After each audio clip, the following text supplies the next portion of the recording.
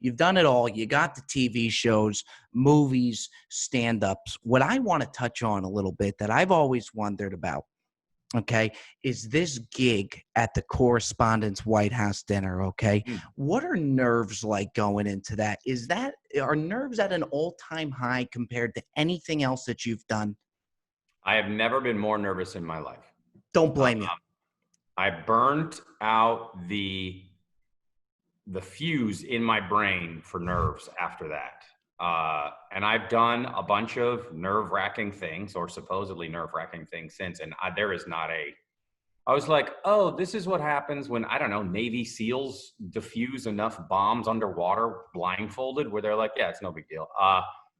When they were like, after the president said his jokes, I stood up and I had a dizzy spell, and I was like, oh my gosh, you are nervous. And I knew, so this was after an hour and a half sitting next to Michelle Obama, and we were having a grand old time. And then they were like, all right, go do it. Go tell your little jokes, get up there.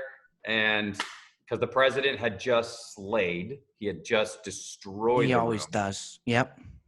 Funniest president in a lot, because he worked at it. And yeah, so there's first few moments where I was just like, Here we go. okay. And I had treated that group of jokes like they were children that I had birthed into this world and nurtured. And these three writers that I worked with, we just did mini shows every day, and we would hone it.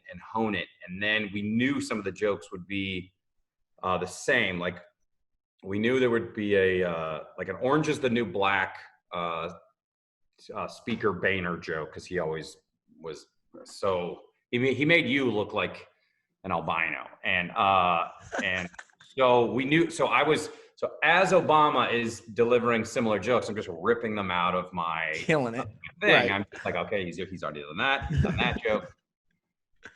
And yes, it was 16. I have ridden in an F-16 airplane. I got to do that one time. I was not nearly as nervous as I was for the White House. I swam with sharks last year. Nothing. No. Like, I was just like, yeah, they're dogs with fins. Okay. You were speaking in front of sharks for this one.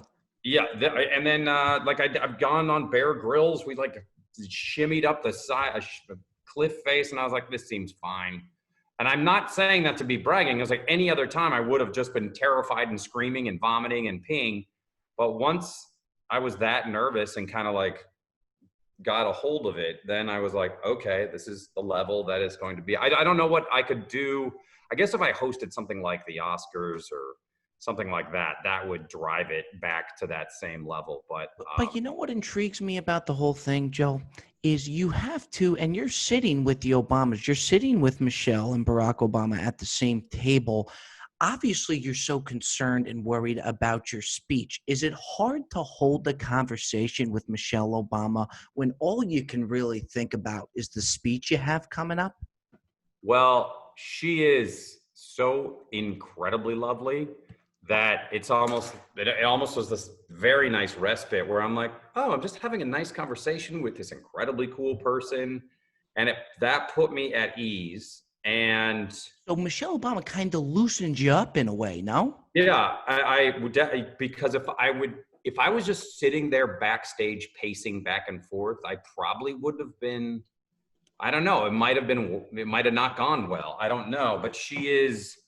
And I mean, like no other gig I've ever done, I have never been more prepared, ever. Like prepared the same way. I felt like an astronaut going up in, the first Apollo rocket, where I'm like, if I don't know this by now, then it's just, I'll never know it. And so I kept telling myself that. I was like, all the jokes. You practically can say this 20-minute speech verbatim. And so I kept telling myself that, and then you have the president. So there was 1,000 distractions, but yes, at the same time I'm talking to everybody, there's a aircraft carrier sitting on the back of my head. No doubt about it. Yeah, going like, get ready, asshole. Here we go. And that's that. I guess the only thing you could liken it to would be the build up to a Super Bowl where they're just, where you're just like, let's just get to the game, get to the game, get to the game. Yes, this is all You know fun what? and It's a all that. phenomenal analogy. Yeah, yeah, It yeah. I really mean, is. yeah, that's the only thing I could think of because you're like, just come on, let's go, guys. And when you finally get down there, you just want to play the game.